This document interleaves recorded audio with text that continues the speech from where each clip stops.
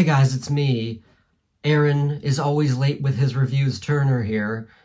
I just saw, well, okay, that's a flat out lie. Uh, I'm finally here with my Fantastic Four First Steps review. I didn't just see the film because it's been a few days. I had some complications behind the scenes, but you know, I'm here now. Now, I'm wearing a blue shirt for this video. It's the closest I have to Fantastic Four. Plus it's got like little orange here, so I guess it works out. Human Torch. So there, that's the best I can do. Now, Marvel is releasing this movie in July, the same month that another movie came out that was pretty big. You know, they're taking quite a risk, Marvel, by releasing Fantastic Four this month, because, you know, there was another movie this month that you may have heard of, you know, starts with an S, has a character that wears red and blue. It's pretty big. It's a reboot of a previous series that did not work. That's right. I'm talking about Smurfs. Yeah, the Smurfs movie. You know, Marvel really got to watch out for the Smurfs movie. I mean, they're going to get their ass kicked if they release it in the same month as that. Now, ironically, this movie, which has the word first in the title, is not the first Fantastic Four movie. It's kind of funny because it seems like once every 10 years for the past 30 years, they've tried to make a new Fantastic Four movie, and it just hasn't worked out. First, you have the 1994 film, The Fantastic Four, which wasn't officially released. I didn't bother watching it. I decided to watch the previous Fantastic Four movies, the ones that I had, you know, like easy access to, like the official released ones. Did not bother with the 1994 film, so sorry if you want to hear my thoughts on that. But then you have the 2005 movie directed by Tim Story, and its 2007 sequel, Rise of the Silver Surfer. So I'm going to give my thoughts on the 2000s films first. I did watch both of them for the first time, actually. I had never actually fully sat down and watched them. I had seen clips throughout the years, but I decided to watch them because, you know, I wanted to get a feel for the previous Fantastic Four movies and previous adaptation attempts that they've tried for the past 30 years.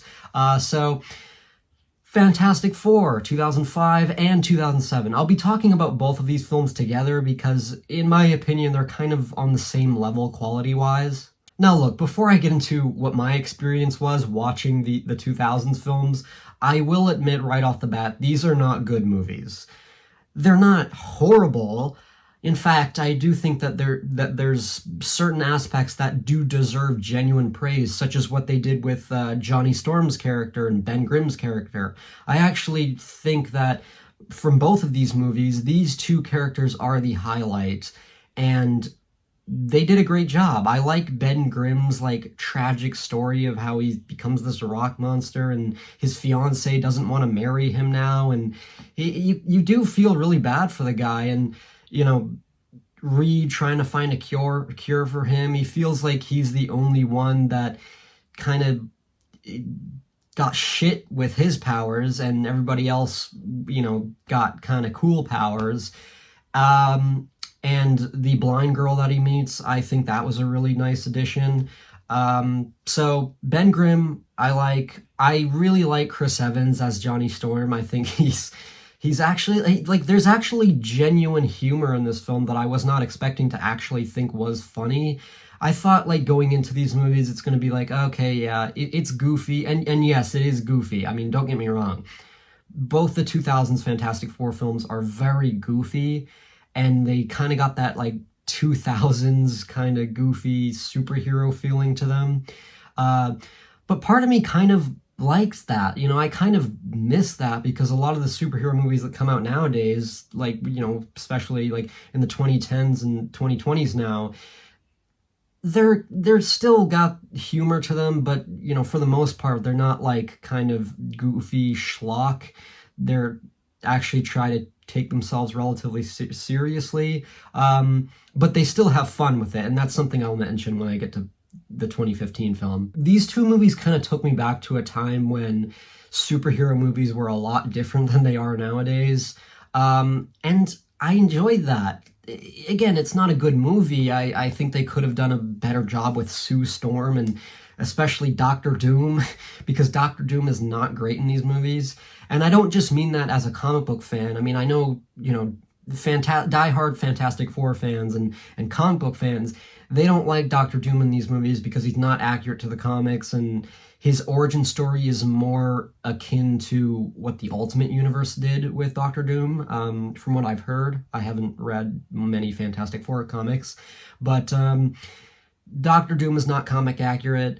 But I think even as like just a movie fan, like even if you aren't aware of Doctor Doom in the comics, Doctor Doom is just not a good villain in these movies because his motivations are, he doesn't like Reed Richards, he's jealous of Reed Richards, and he likes Sue Storm, and his motivation just felt very petty to me, and he's just not an interesting villain. And he's in both movies, and yeah, so Doctor Doom sucks in these movies, and again, that's coming from a non-Fantastic Four comic reader.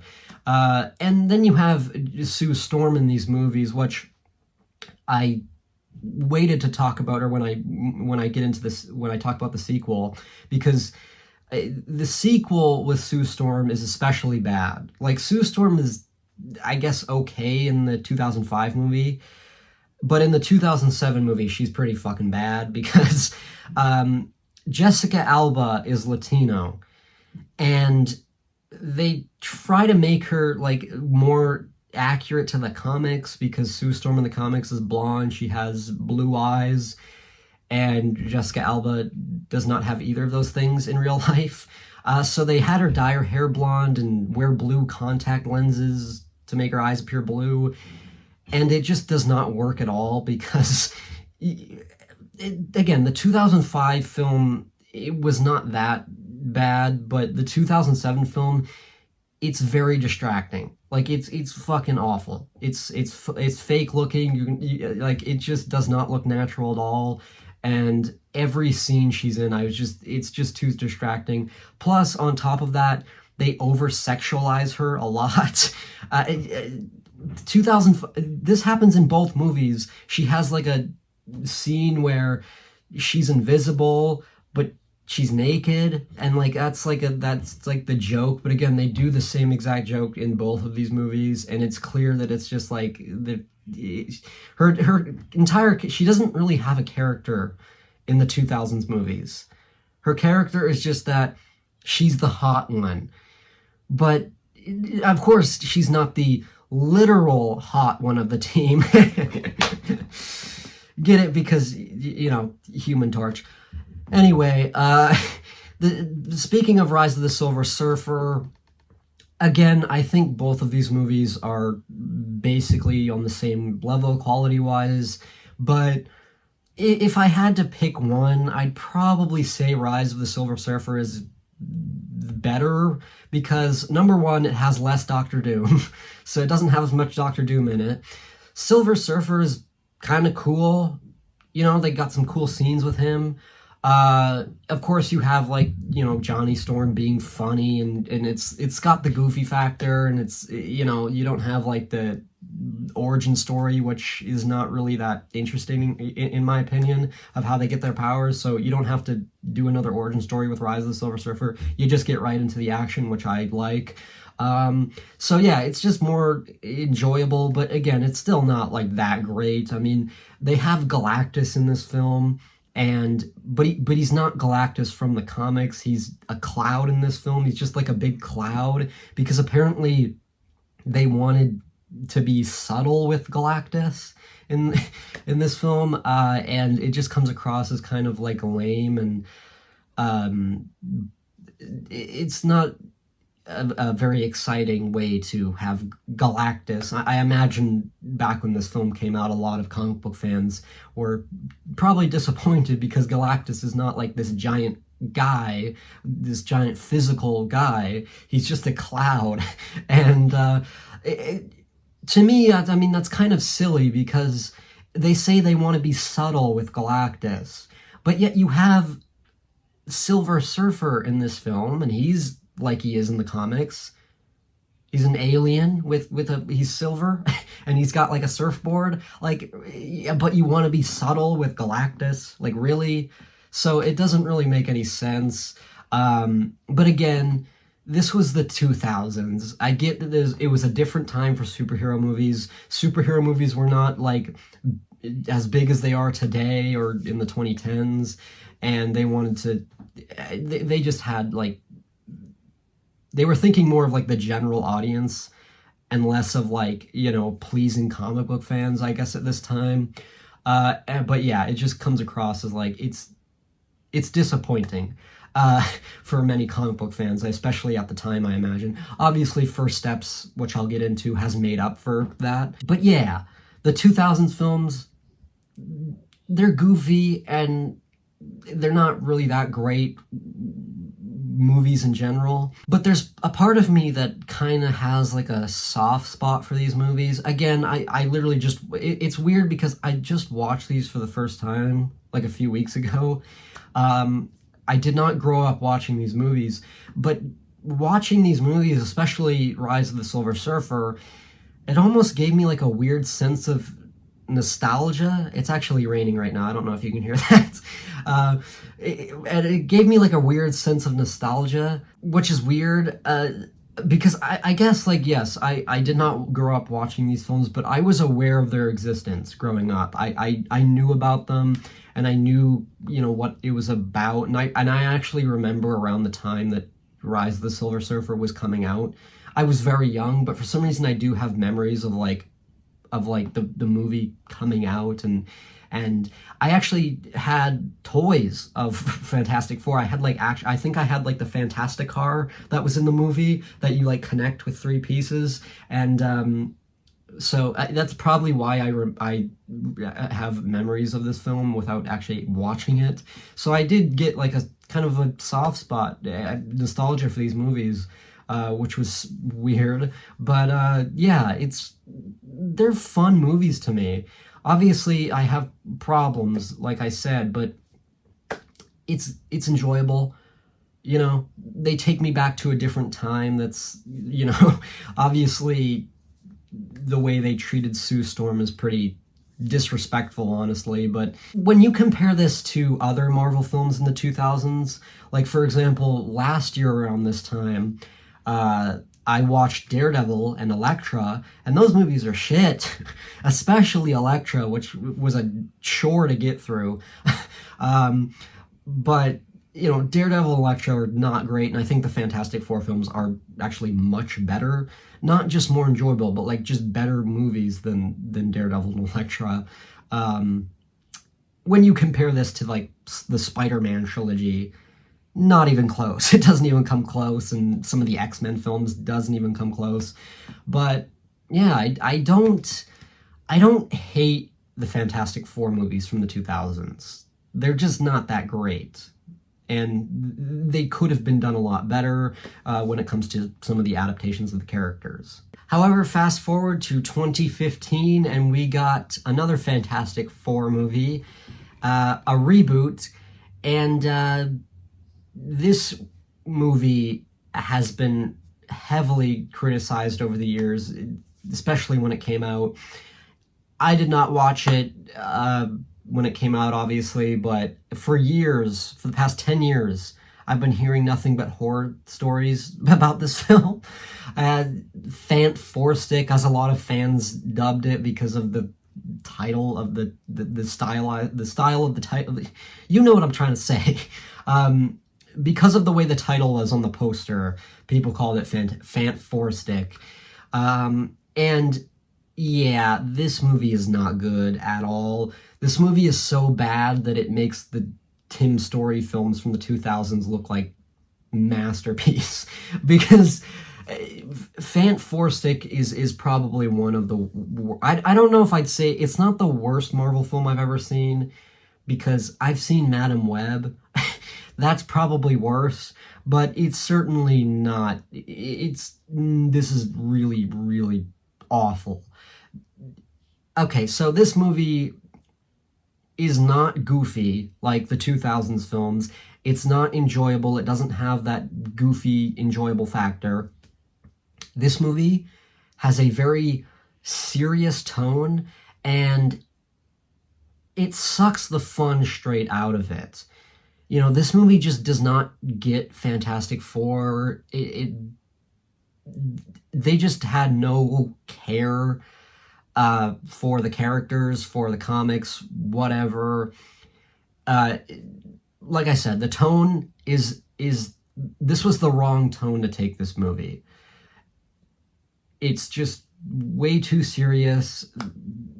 You know, for all the shit I give the MCU with its dumbass, childish humor sometimes, I think this film, I criticize this film for not having more humor.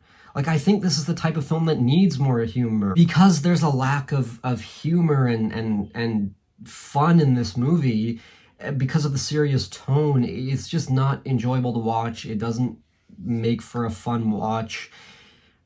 They do an origin story with the characters again, when we got an origin story with the 2005 movie.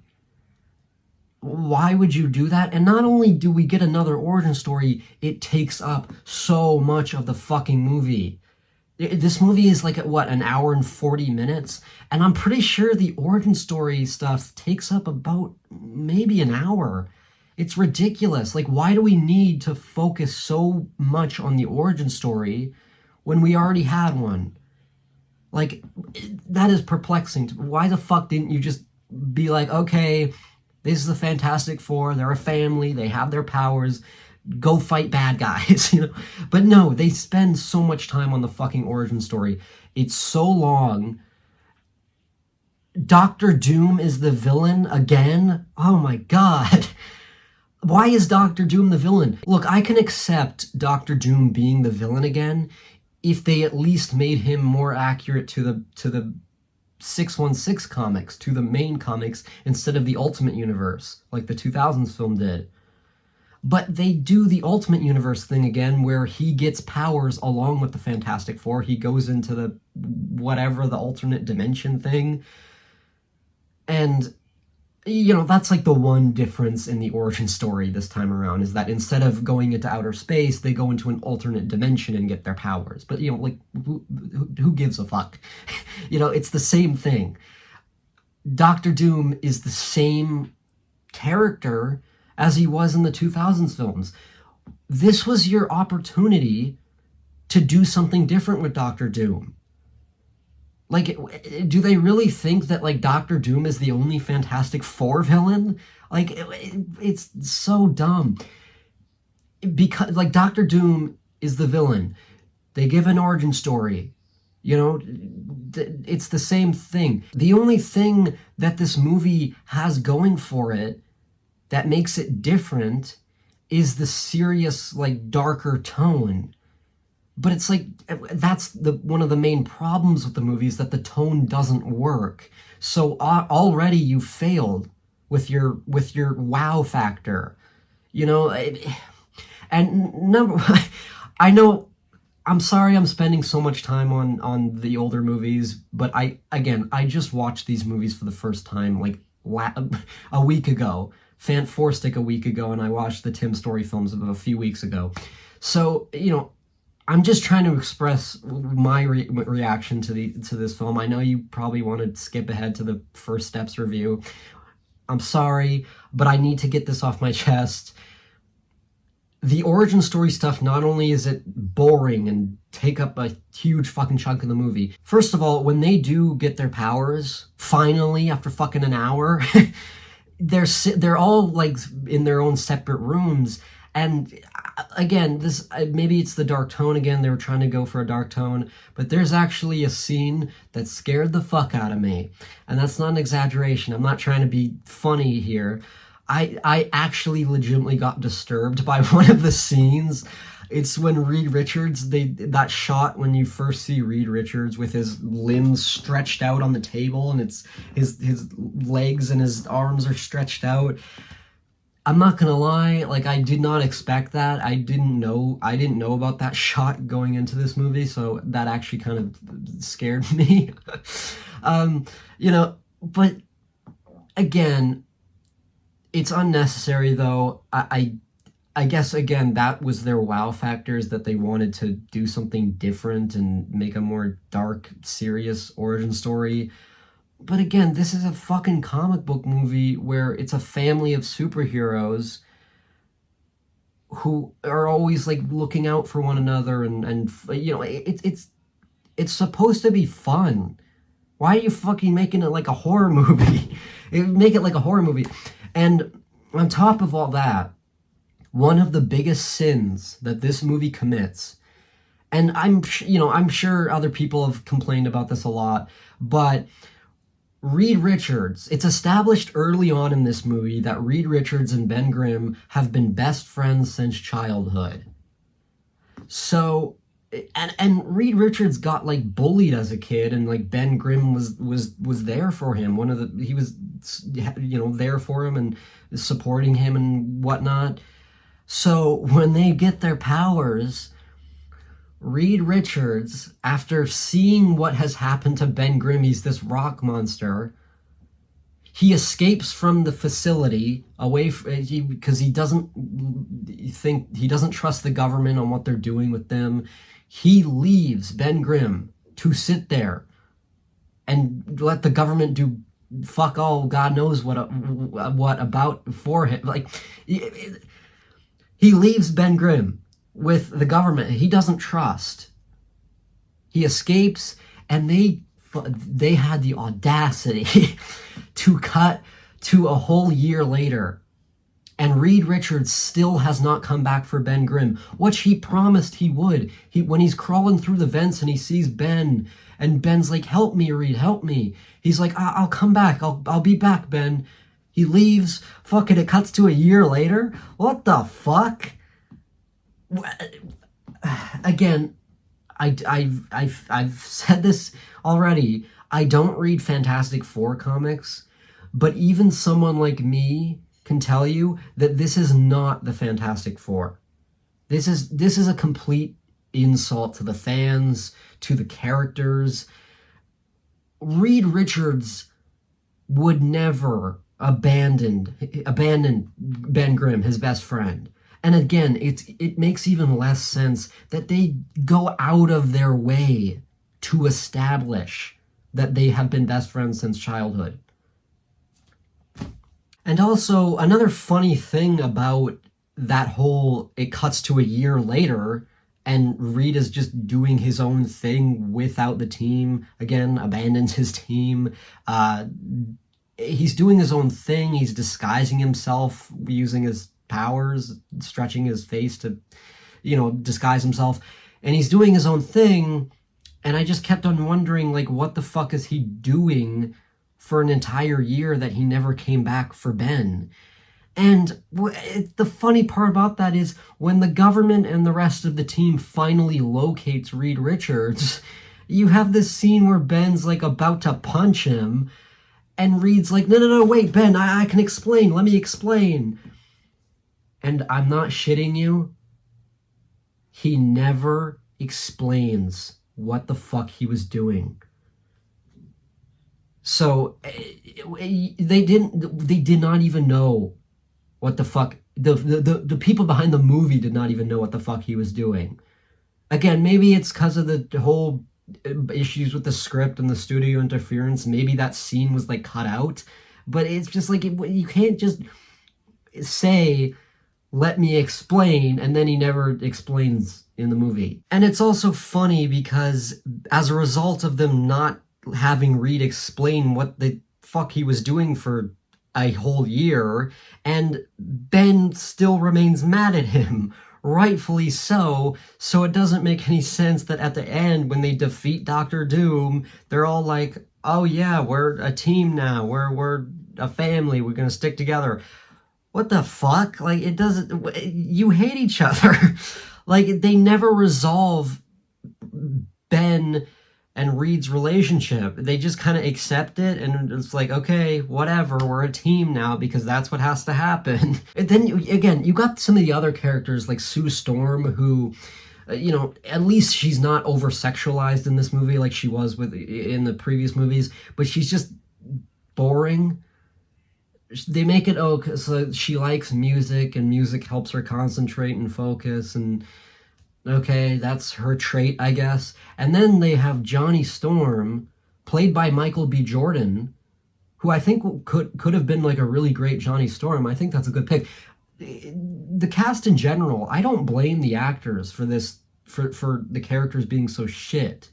Miles Teller, I think he could have been a good Reed Richards. Michael B. Jordan could have been a great Johnny Storm. But the problem is that this movie, the script gives them nothing to work with.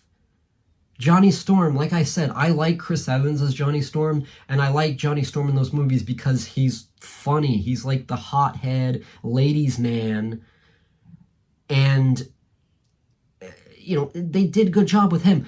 He's fun. In Fant Four Stick, Johnny Storm is not fun. Again, they do the serious tone. I guess he's angry with his dad because his dad gives Sue more attention, and that's pretty much it.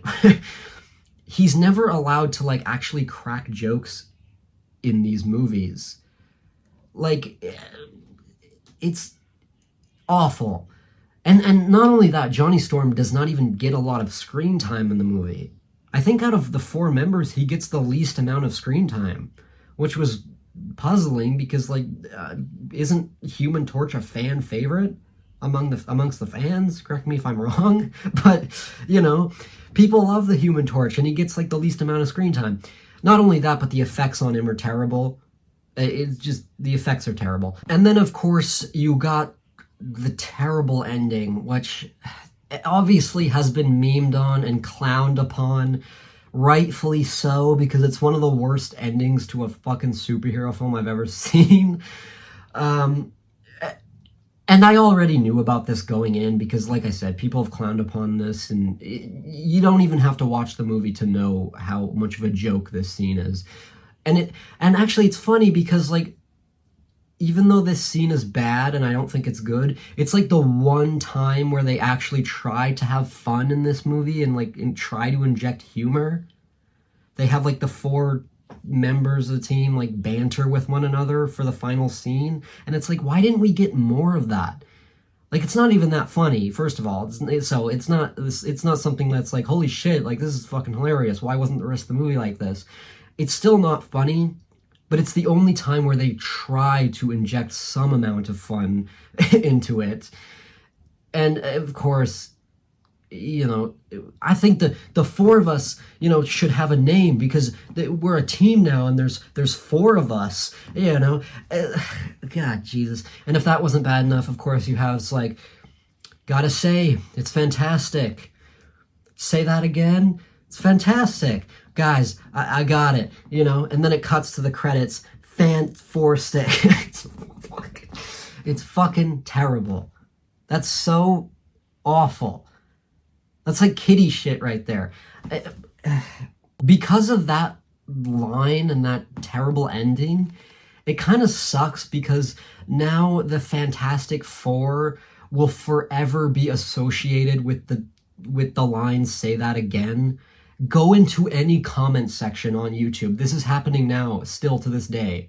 Go into any comment section, and as soon as anyone says Fantastic Four, fantastic, I guarantee you will quickly find multiple comments saying "say that again."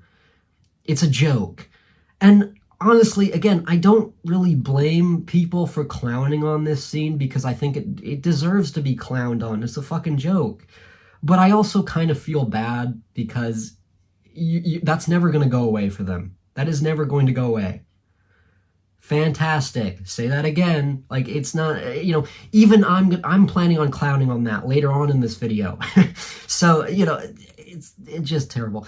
This movie kind of reminds me of The Amazing Spider-Man. Now, don't get me wrong. The Amazing Spider-Man is way better than Fant Four Stick. But I compare the two because, like Fant Four Stick, The Amazing Spider-Man was released 10 years after the first Spider-Man. It's a reboot. It tells an origin story that was completely unnecessary, and it has a darker tone. So Fant4stic is basically just doing with Fantastic Four what the Amazing Spider-Man did with Spider-Man. And it's like, when the Amazing Spider-Man came out, disregarding people's thoughts nowadays, because the point is that when the Amazing Spider-Man came out, people didn't like it. Like, it was constantly compared to the Raimi films, and people thought it's too dark. It's, the Spider-Man scenes, there's like maybe one Spider-Man scene that actually takes place during the daytime. The rest of the movie is Spider-Man swinging around at night, which is very bizarre. And again, not that I'm against Spider-Man swinging around at night. I think that's cool, but that's like what they did for the majority of the movie. There's like one daytime scene with Spider-Man. And it reminds me of Fant4stic and the dark tone they wanted to do and tell another origin story. And that's another thing. Like Fant4stic, the origin story in The Amazing Spider-Man takes up so much of the runtime. It takes up more of the runtime than what Sam Raimi's Spider-Man did with the origin story. That's ridiculous. Like, and especially a character like Spider-Man. Everybody knows how Spider-Man got his powers. You don't need to devote like a fucking hour of the movie to how he got his powers. Again, I'm sorry. I know I want to get to the First Steps review, but this movie baffles me so much because what were they thinking with this movie? After watching this movie, I actually decided to read up on the production of the movie. And the production was a disaster. Josh Trank, the director of Fant4stic, apparently he did not have any interest in the Fantastic Four or comic book movies. He just wanted like a series, like his vision, but like using the characters, and it just did not make sense. Why get a director that does not care for Fantastic Four or comic books? Like, what the fuck?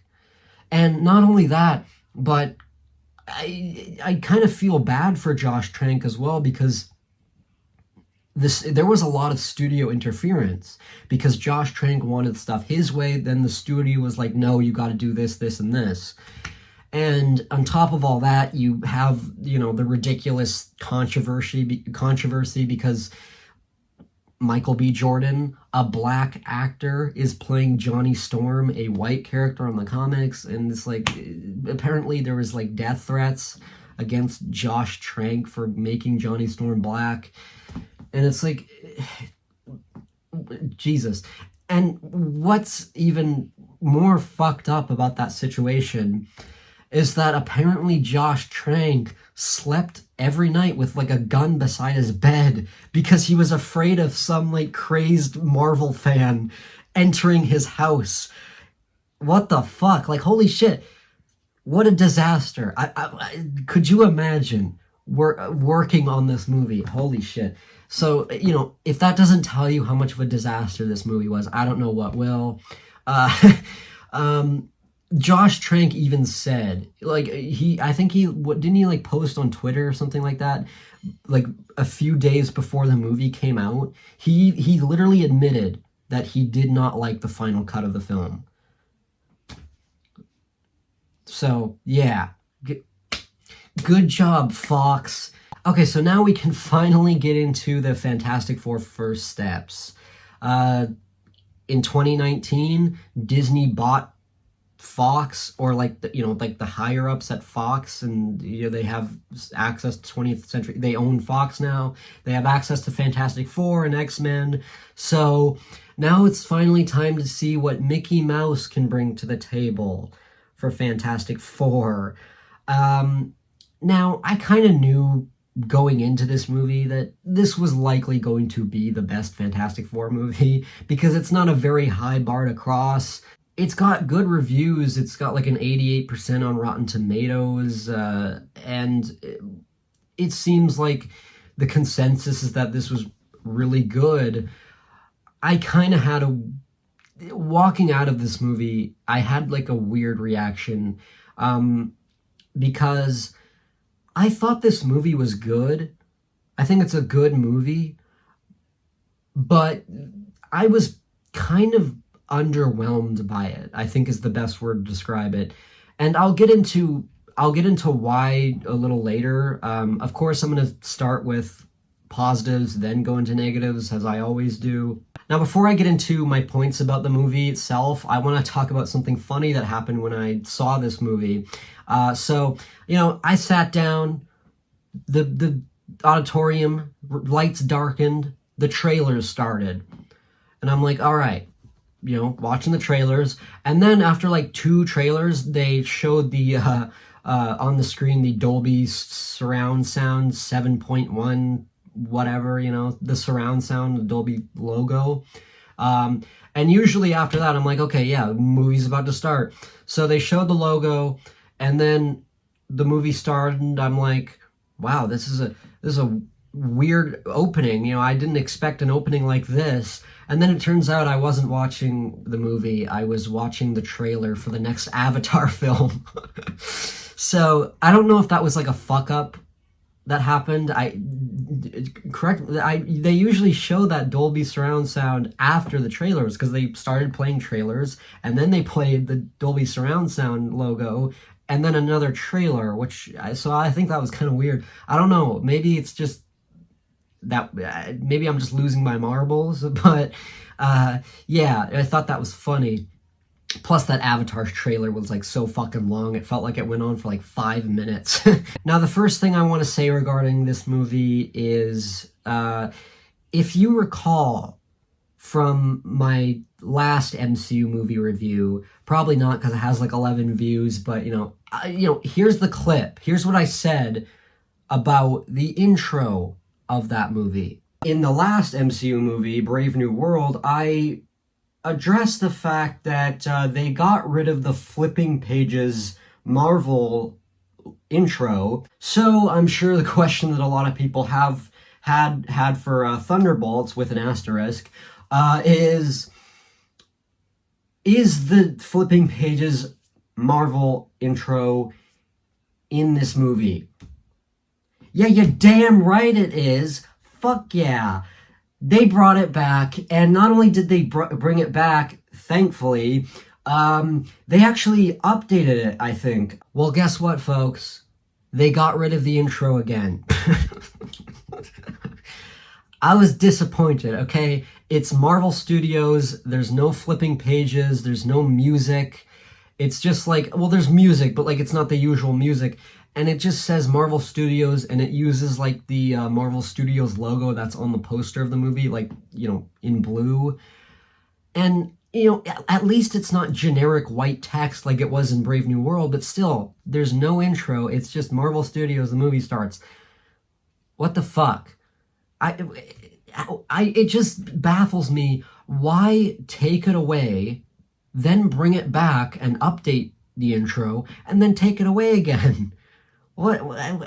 I don't know. Maybe, again, assuming like maybe the asterisk, the New Avengers, was that intro was made as Fantastic Four and Brave New World were in production still, so they were in the middle of making that new intro, and then maybe like the higher-ups or Kevin Feige, I don't know who the fuck, decided, oh no, we don't want the intro actually anymore. Maybe that's the case, but again, it just kind of baffles me because it's not like asterisk the New Avengers had like the same old logo that it always has. They updated it. I mentioned that. They updated the logo, the intro. So why update the intro if you're just going to get rid of it again? So, I don't know. I really hope that this does not become a permanent change. maybe there was just a fuck up behind the scenes with the productions on various movies. Now look, maybe someone will say to me, Aaron, this movie does not take place in the MCU, therefore that's why it doesn't have the usual flipping pages intro.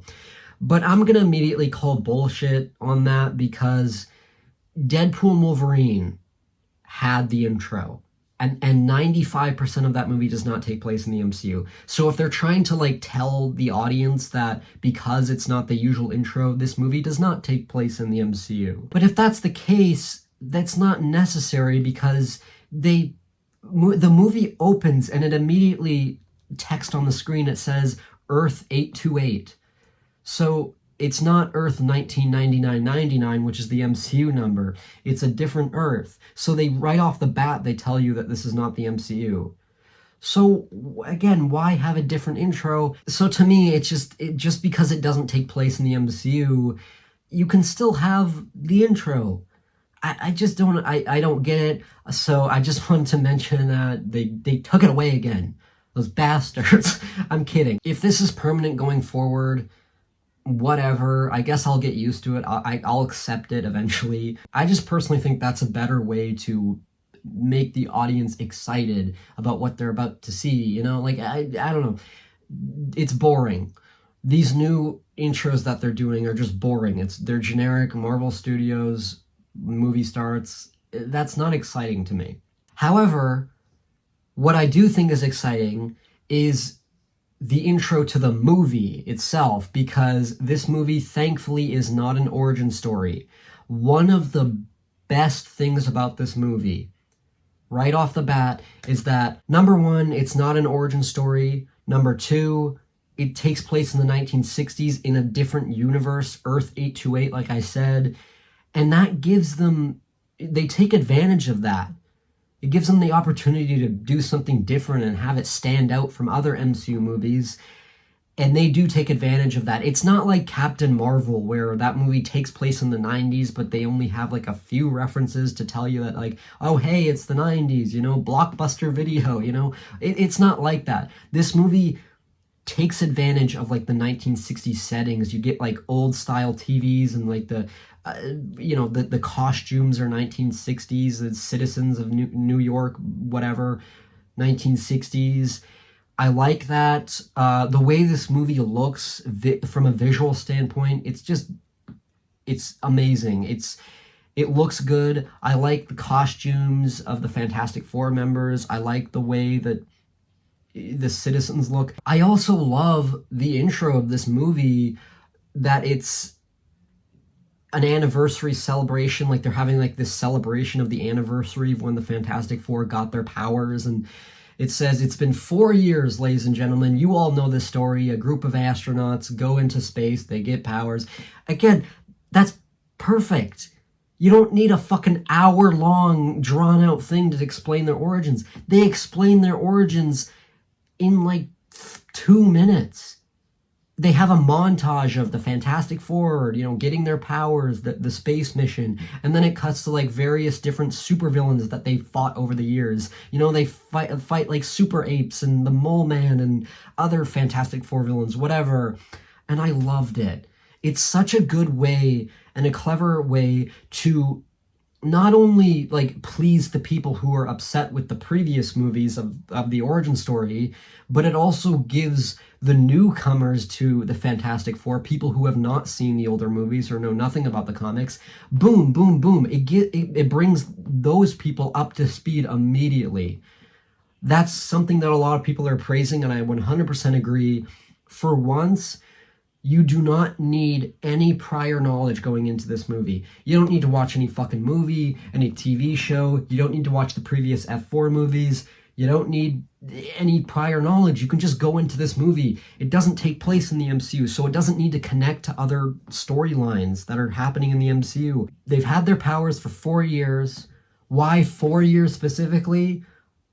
Because Fantastic Four, that's why. I don't know. But, they've had their powers for 4 years. They're world famous all over the world. Everybody knows them. They've been doing their thing for a while. It's great. So, yeah, the intro is great. The setup, The visual 1960s look of this movie is great. So yeah, visuals of this movie are fantastic. Say that again? Now I want to talk about my next positive, which is each of the members of the Fantastic Four. You know, I've been complaining about the previous movies, how they get some characters right, like the Tim Story films get some characters right, but then you have Sue Storm, and, you know, that's not great. And then, of course, Fantastic, which fucked everybody in the ass. Every character is terrible in that movie. But this is finally the one where they get each member right. I enjoyed all of the members. It's not just, oh, this character is a highlight of the team. No, all of them are great. Reed Richards, Pedro Pascal plays Reed Richards. He is the best Reed Richards. He's my favorite Reed Richards so far, because I like that they make him smart, but that's kind of a fault, because he's too much into his research. He's too much into his science. I like that. It's like a cute character for him. I also like that they established that, like, yeah, he's very smart, and then when the whole Galactus thing comes down, and for the first time when he's being interviewed, when they come back from space to deal with the Galactus thing, for the first time you can tell that Reed Richards does not have an answer for them. I love that. And he turns around, he says, like, are you saying that, like, you know, you do not know how to defeat the Galactus or whatever? And he says, I don't know. I don't have an answer. It's so great. So yeah, Reed Richards, this is the best Reed Richards we've had so far. And this was the most controversial casting decision, because it's Pedro Pascal. He's in every fucking franchise now. He's in DC, Star Wars, Marvel now. He's in a lot of fucking franchises now. And a lot of people, when this was announced, were kind of disappointed, because it's like, ugh. It's not that Pedro Pascal is a good actor. People like Pedro Pascal. But the problem is that he's in everything now. The people are kind of tired of seeing him in everything. But I have to say, he's probably my favorite out of the entire team. Like I said, I'll get to the others. I liked all of them, but Pedro Pascal as Reed Richards is fantastic. Say that again? Then you have Vanessa Kirby playing Sue Storm, or I guess Sue Richards in this movie. And yeah, automatically she's easily the best Sue Storm we've had, because she's not over-sexualized and she's not boring. You actually care about her. You get behind her character.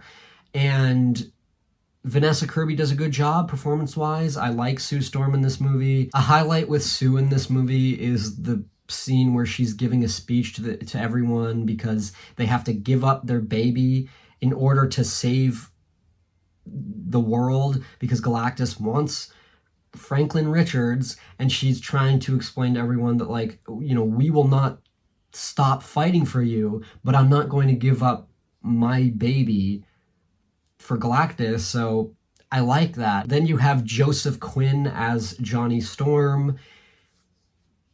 He's one of the ones that he's one of the casting decisions that I was like the most like kind of about, like, I don't know about this, but I like him. I like Chris Evans as Johnny Storm. Joseph Quinn is good in this role, I like I said, but I think maybe I'd have to see more of him. So we'll see what Avengers Doomsday does with him.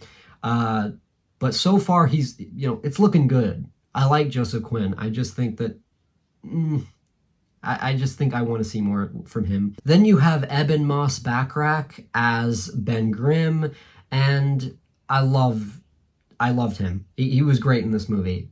There's a really great scene where a bunch of kids are asking him to pick up the car and lift the car, and he does it for the kids' amusement. That's a cute scene. I like that. That scene is Ben Grimm right there. There is one thing that they do with Ben Grimm in this movie that I was wasn't so great. During that scene where he's talking to the kids and he's lifting the car for him, he meets the school teacher, and they kind of, you think that they're kind of going to start a relationship between them, but she's only in 2 scenes in the entire movie.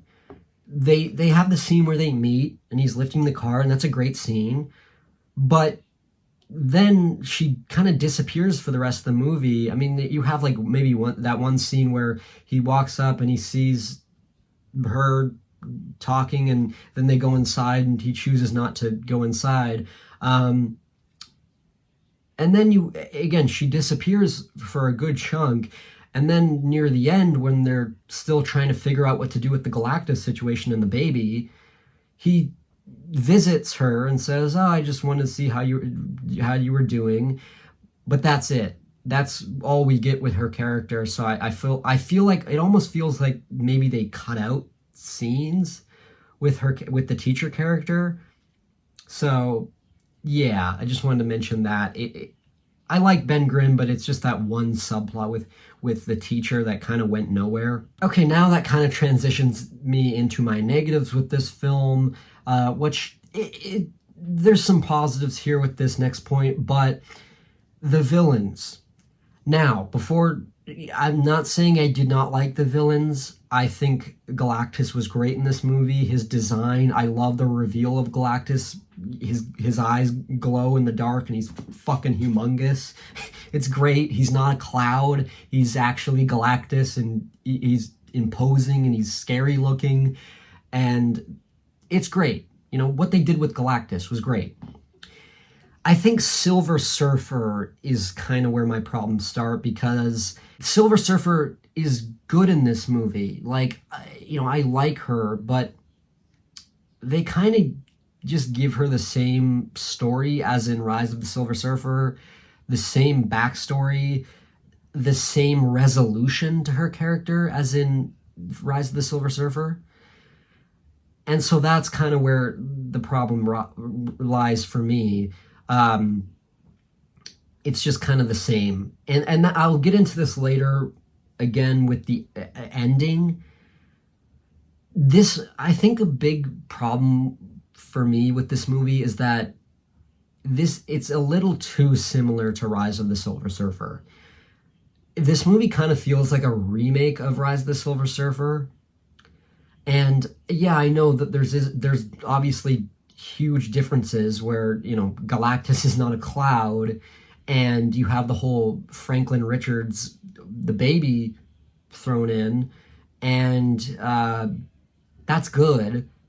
But the rest of the movie, I mean, especially towards the end, it just felt kind of too similar to Rise of the Silver Surfer for me, and to the point where, as a result, this goes back to what I was saying near the beginning, but it's underwhelming as a result of it being too similar. Because, you know, not only do you have Silver Surfer, like, the resolution is very similar, the Galactus coming and them preventing it is just similar, and again, they do fight Galactus. That is a difference from Rise of the Silver Surfer, where, like, they're able to prevent him from coming to Earth. They do fight Galactus, and he does come to Earth, and I like that. But again, they have it play out in a similar way. And one of the biggest things is that Sue Storm dies, just like Rise of the Silver Surfer.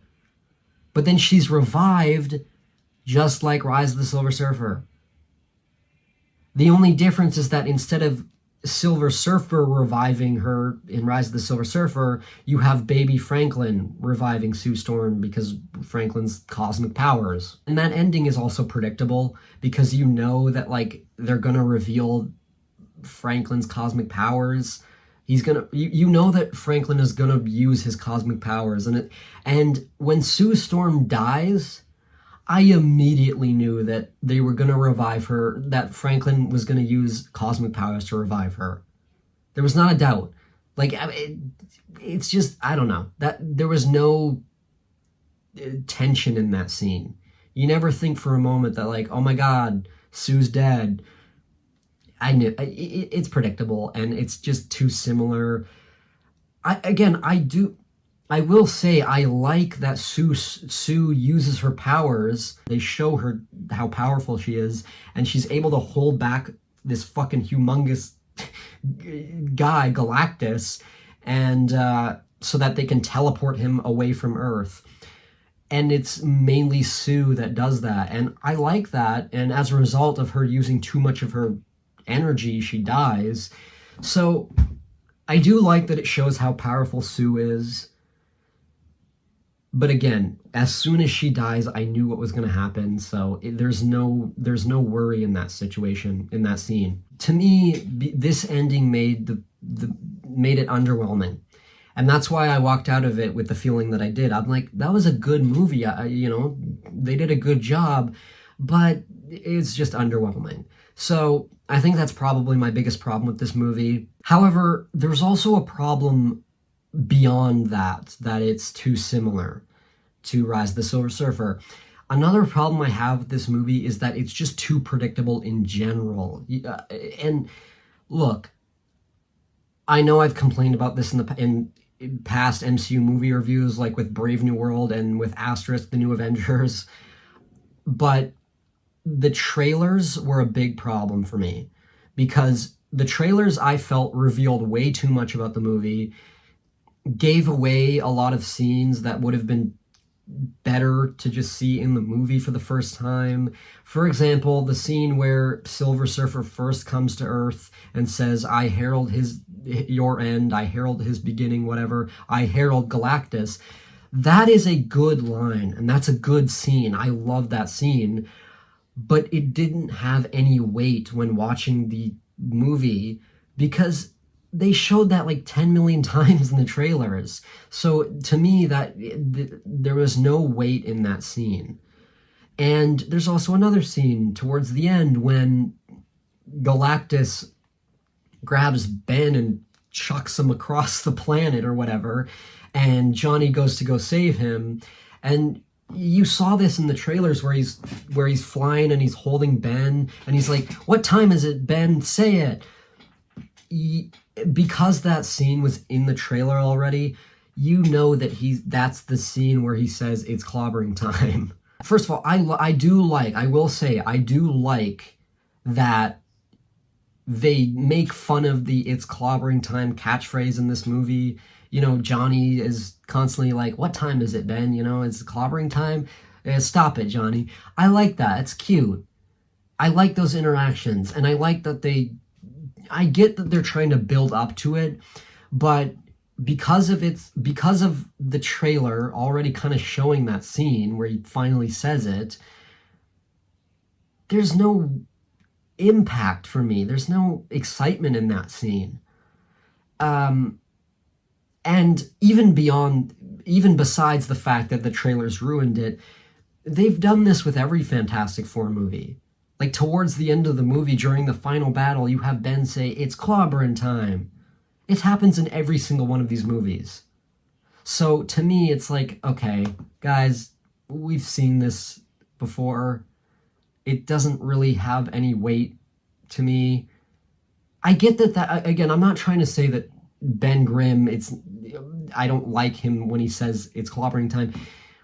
It's his catchphrase. I get it that he has to say it. But they set it up in this movie as some exciting moment, and they build up to it. And it's like, we've already, again, the 2005 movie, for me, did that better. Even though it's obviously not a good movie, this is way better. But when it comes to the "it's clobbering time," 2005 did it better. I think Marvel is fucking up when it comes to trailers lately. And I know that, someone might think, Aaron, you gotta separate the trailer from the movie. You have to judge the movie on its own. And I totally get that. I understand that argument. And I'm trying my best, guys. I'm really trying to separate the trailer from the actual movie. The trailers kind of sullied my experience watching this movie, but I understand and I recognize that by itself, when you just look at the movie, it's pretty fucking cool. Like they did a good job with this movie, and it's clobbering time, and I Herald Galactus. Like those are good moments by itself. But like I said, it's underwhelming because of the trailers. And it's underwhelming because of Rise of the Silver Surfer too. There's a couple more things to talk about before I give you my rating. Number one, the mid-credit scene and the post-credit scene. So I figured that the mid-credit scene was either going to be a reveal of Doctor Doom, or B, a continuation of the mid-credit scene we got in Asterisk: The New Avengers. And yeah, it's Doctor Doom, but I gotta be honest, I did not like this post-credit scene at all. I heard before I went to go see this movie, I didn't know what the post-credit scene was, but I was like, people were saying like, oh, you gotta stay for that mid-credit scene. That's fucking hype, man. It's great. And so I was like, okay, this is something really cool, I guess. And the mid-credit scene started, and I'm like, all right, this is it. And then it ended, and I'm like, wow, that was fucking lame. I understand that, like, I was kind of expecting a Doctor Doom tease because it's for Avengers Doomsday. Obviously, this was kind of unavoidable, but I just think that the way it was set up, I'll say this word again, it's underwhelming. It takes place 4 years later, and little baby Franklin is 4 years old now, and Sue is reading him a story, and it's not that it's a bad scene, it's just that to me there was just no excitement. And she goes to get another book, and then when she comes back, you see Doctor Doom looking at Franklin, and he's holding his mask, and he got the hood on.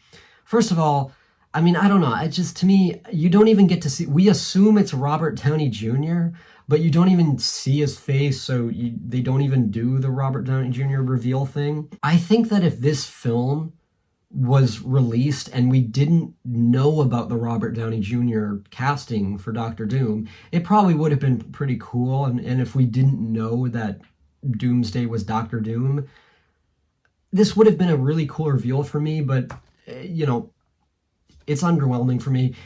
So for those of you who are saying that this mid-credit scene was so fucking cool, more power to you. I'm glad that it got you excited.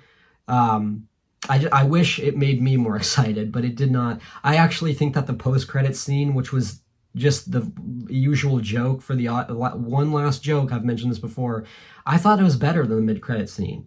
Because they reference throughout the movie that, like, obviously the Fantastic Four are world famous in this universe, and they got like a cartoon about them that is 60s, cartoon, and they actually play the intro for that cartoon for the post-credit scene, and I thought it was cute. I liked that. I liked the 60s style of that cartoon. It's silly, it's fun. I like that. So I enjoyed the post-credit scene. Mid-credit scene was just lame in my opinion. And one last thing before I get into my final thoughts with this movie, I really appreciate the tribute to Jack Kirby. They have a little quote from him after the credits, a Jack Kirby quote about his characters, and that was sweet, and I liked that. And not only that, but the number Earth 828 comes from Jack Kirby's birthday, August 28th.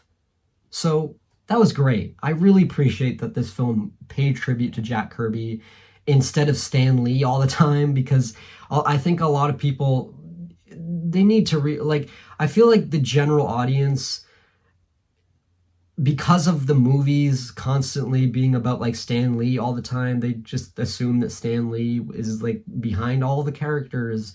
But I think people like Jack Kirby and Steve Ditko deserve more recognition, because it's not just Stan Lee. Jack Kirby deserves a lot of credit too, because He co-created the Fantastic Four. He had a lot of involvement with Fantastic Four and many other Marvel characters. So I like that and it's not Stan Lee and Jack Kirby it's just Jack Kirby, and I like that. Like, I really appreciate that Marvel seems to be giving more credit to not just Stan Lee, but to other comic book creators and artists, and they seem to be doing that more in recent years, and I really appreciate that. So, bravo. Great tribute to Jack Kirby. The Fantastic Four First Steps. I don't know why it's called First Steps, honestly. Just a small thing, but First Steps, the subtitle, nothing to do with this movie. So clearly it's just a placeholder because they wanted to differentiate it from the previous Fantastic Four movies to avoid confusion. So I get it, but First Steps kind of nothing to do with this movie. So this movie was good. I liked it. It's a bit too underwhelming for me, which kind of hinders my excitement for a lot of moments. But I can't let that hold the movie back. You know, I can't call this movie, this movie is kind of sucked because it's underwhelming and the trailers, this and that. And when you look at the movie itself, this movie's damn good. It did a good job in a lot of areas, and there's few problems I have with it. I actually was originally going to give this a 7 out of 10, but I can't. To me, that's not a fair score to give this because I need to give credit where it's due, So I'm going to give the Fantastic Four First Steps a 7.5 out of 10. I've said this with Brave New World, but Fantastic Four First Steps does feel like maybe this will get better for me through multiple rewatches because I won't have the trailers in my mind this time and I won't have first time experience. So I feel like this is going to get better. Maybe as time goes on, I will raise it to like an 8 out of 10, say, but as of right now, I'll stick with the 7.5. So I hope you guys enjoyed this movie. I can't stress this enough that my experience, don't let my experience hinder you from thinking that this movie was super disappointing or anything. Like I said, the cast is amazing. Galactus is great. Silver Surfer is cool. I like this movie. Unlike Phase 5, this is a good start to Phase 6. Now, I will leave you with this. This is the best Fantastic Four movie. However, at the same time, it's not the best Fantastic Four movie because for the past 20 years, we've already had the best Fantastic Four movie, and it's called The Incredibles.